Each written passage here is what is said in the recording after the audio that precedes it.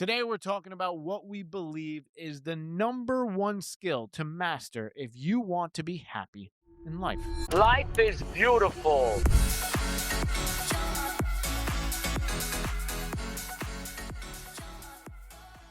Before we get into today's episode, though, real quick question for you, Nick. Trivia question. How many years are in a presidential term in Mexico? Trick question here, huh? How is that a trick question? Because in America, it's 4 years. Yeah.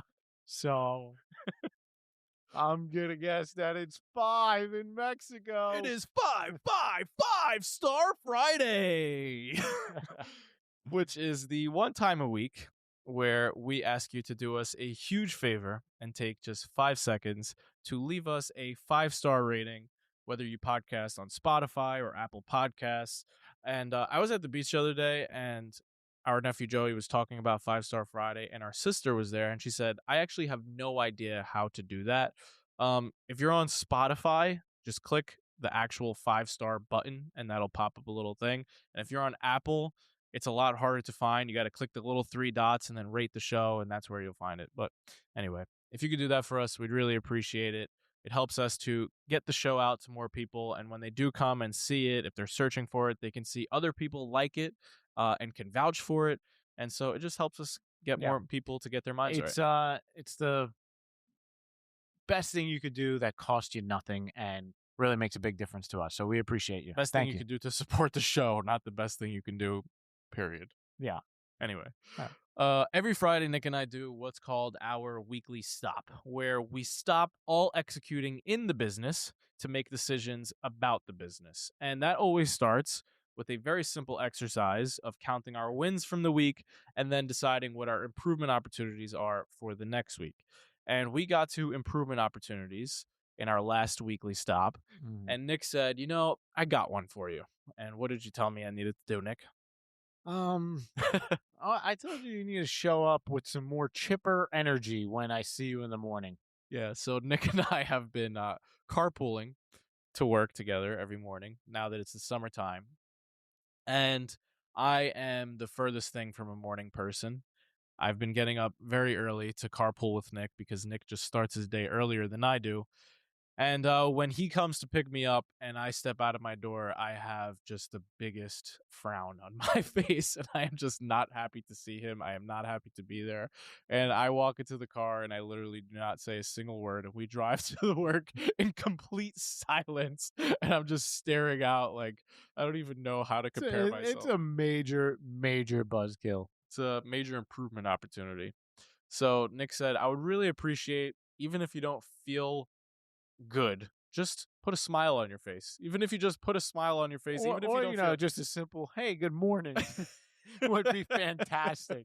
Not just get in the car and sit down. Put a straight face. Oh, man. Mike treats me like I'm his Uber driver. Yeah. Doesn't want to have a conversation with him. Nope. I actually never speak to my Uber drivers. Yeah, obviously. Ever. That's par for the course for you.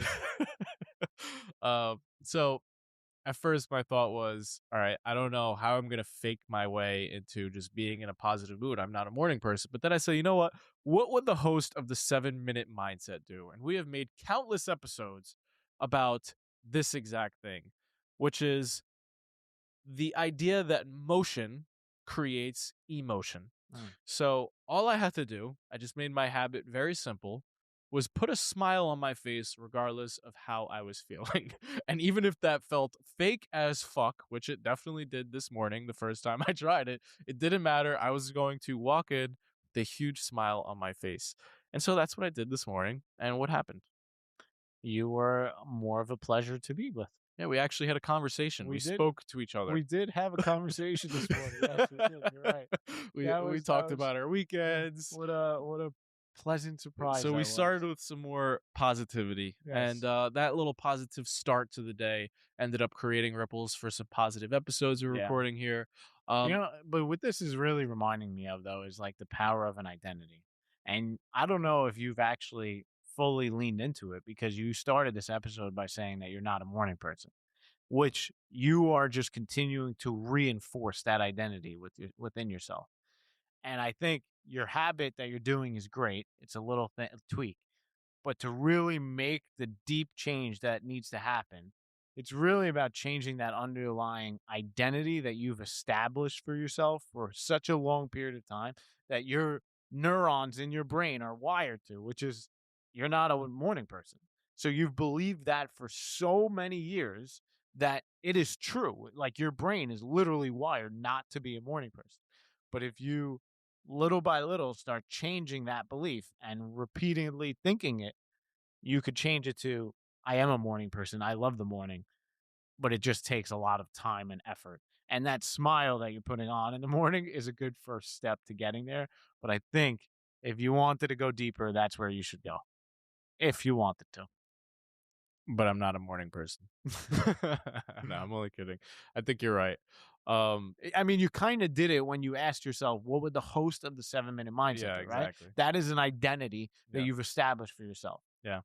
You know what this always reminds me though? The story you tell about the lady at the gym. To tell that story? When I was at New York Life, the corporate world, I used to go to lunch. I used to go to gym during my lunch, and there would be a woman that would run on the treadmill for literally 45 minutes straight. And I kid you not, for 45 minutes straight, this lady had the biggest smile on her face. And I would just be like obsessed with looking to see if she still had the smile at like minute 10, minute 15, minute 2. And it was there the entire time. And I always wondered to myself if she was actively trying to program herself to smile consistently, to program herself to be happy. Yeah, she was the master of the number one skill for a happy life, which is state management.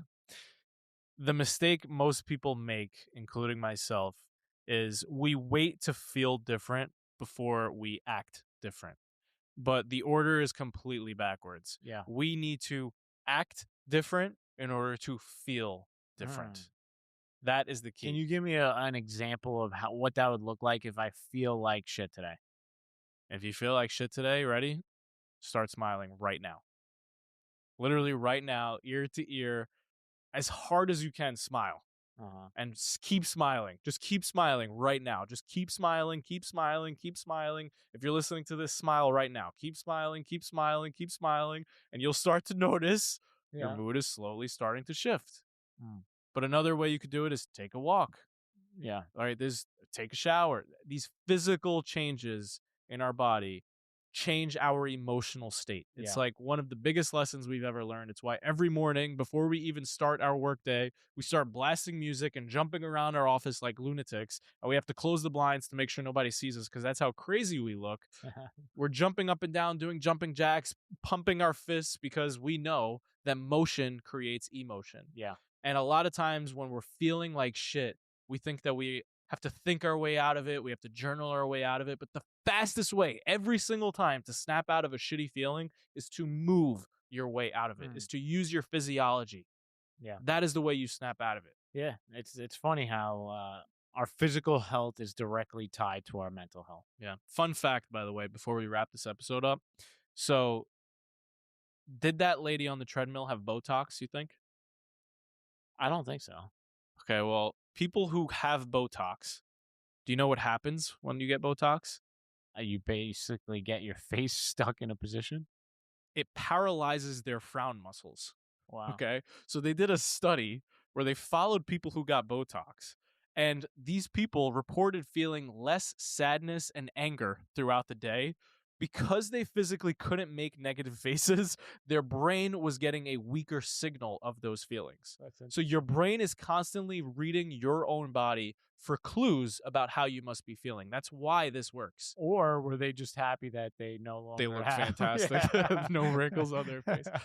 All right, so we're going to end this episode with something we've already done so far on this episode, but it's a 30-second smile challenge. And if that sounds super corny to you, then see you later. Have a great weekend. You can end this episode now.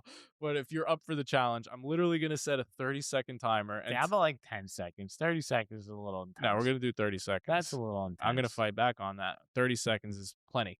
It's perfect. I All can't. right, ready? I 3, can't 2, look at 1. you. 30 seconds begin now. Biggest smile on your face. Do not let yourself I frown. can't look at that ugly mug over there. And Smile. All right, we're 5 seconds in. Give me a live reporting of how you're feeling, Nick. I feel like you look like an idiot right now. I'm smiling so hard my face hurts. Yeah, let's see if this actually works. Okay, 19 seconds in. 5, 4, 3, 2, 1. All right. Nick ended it early, but it's fine. I feel fantastic. Excellent. All right, well, bring that smile into your weekend. And remember, motion creates emotion, not the right. other way around. Thanks for hanging out with us. Have an amazing, amazing weekend. We love you a lot. Peace.